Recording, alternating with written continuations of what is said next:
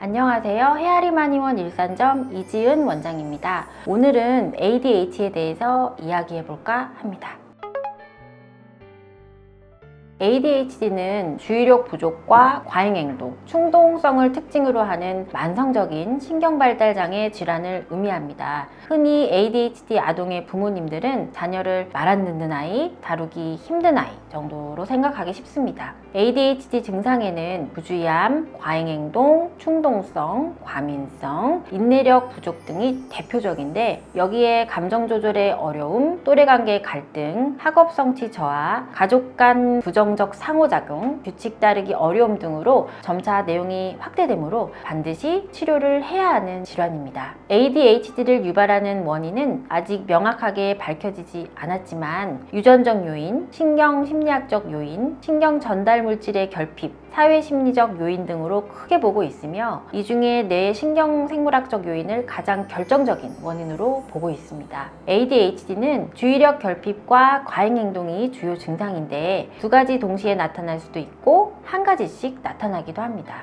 ADHD 중에서도 과잉 행동과 충동성 위주의 증상이 나타나는 아이들은 잠시도 가만히 있지 못하고 지속적으로 부산하게 움직이는 모습을 보이거나, 감정적으로 통제가 어려워 난폭한 행동이나 욕설 등의 비정상적인 언어 행동까지 보이게 됩니다. 이와 달리 주의력 결핍 증상 위주로 나타나는 아이들은 겉보기에는 얌전해 보이는데 집중만 못하는 양상으로 조용한 ADHD라 부르기도 합니다. ADHD는 경험이 많은 전문가의 면담과 행동 관찰, 설문지를 통한 임상 진단이 무척 중요합니다. 여러 가지 설문 검사와 병력 청취를 심층적으로 진단해야만 정확하게 진단을 할 수 있습니다. 부모 자녀 간의 상호관계, 가정과 학교 생활, 부모와 교사의 평가, 사회적 관계, 일상생활을 다각도에서 파악하며 과잉행동, 주의력 저하 및 충동행동과 관련된 주요 사건도 위의 내용을 바탕으로 연계하여 종합적으로 판단합니다.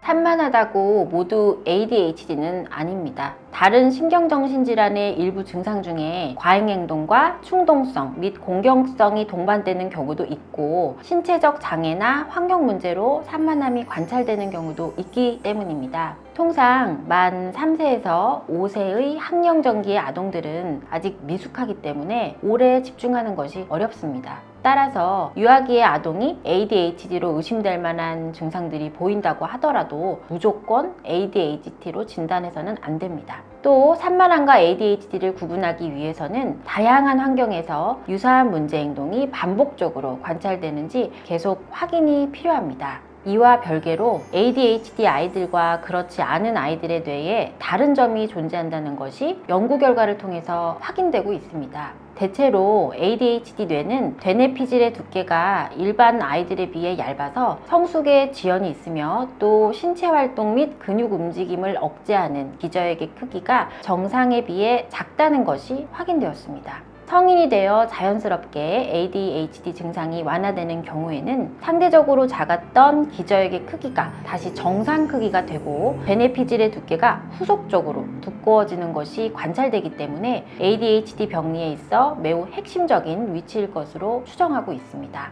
또 뇌에서 정보 처리 및 이성과 사고 기능을 담당하는 전두엽이라는 부위가 있습니다. 전두엽은 행동을 조절하고 억제하는 기능과도 관련이 있는데, ADHD 아이들은 이 전두엽 부위만 일반 아이들에 비해 약한 경우가 많습니다. 전두엽 기능이 부진하면 이성적인 생각, 정보를 스스로 정리하고 선택하는 것에 어려움이 있고, 이로 인해 스스로 생각을 정리해 행동으로 옮기기보다는 즉각적으로 눈에 보이고 귀에 들리는 것에 이끌려 충동적으로 행동하게 되고, 하나의 일에 집중하는 것도 어려워지게 되는 것입니다. 앞서 설명드린 기저액과 전두엽의 순기능 수행을 위해서는 신경전달 물질의 역할이 매우 중요합니다. ADHD에 있어서 운동과 학습 등과 관련이 있는 도파민이라는 물질, 그리고 되뇌 피질 각성을 일으켜 의식을 또렷하게 만들고 무언가 집중하고 의욕을 일으키는 노르아드레날린이라는 물질이 중요한 역할을 합니다. 이러한 신경전달 물질의 정보 전달이 원활하지 않으면 두뇌의 기능들이 저하되므로 ADHD의 대표 증상인 집중력 저하, 충동행동, 과잉행동 등의 증상들이 나타나게 됩니다. 한의학에서는 오랫동안 ADHD와 관련된 증상을 관찰을 해왔습니다. 장조, 건망, 허번, 조동, 실총 등의 범주에서 변증을 하여 치료가 진행됩니다. ADHD 증상을 보이는 아이들의 두뇌 신경계 상태는 물론 재반 건강 상태와 평소 생활상을 모두 고려하여 다양한 경로를 통해 살펴보아야 합니다. 치료는 두뇌를 안정화시키고 신체 반응을 개선하여주는 한약이나 침, 약침, 추나, 두뇌 훈련, 인지행동 치료 등을 병행하여 ADHD 증상을 개선시켜 나갑니다. 아이의 신체에 균형이 생기고 두뇌 기능이 충분히 활성화된 이후에는 두뇌 발달이 원활히 이루어지고 또 신경전달 물질의 역할이 충분히 이루어져 ADHD 증상들 아이들 스스로 차츰 조절할 수 있게 됩니다. 더불어 심리적인 안정이 함께 이루어져서 성장과 관련한 여러 건강 지표도 동반 개선됩니다.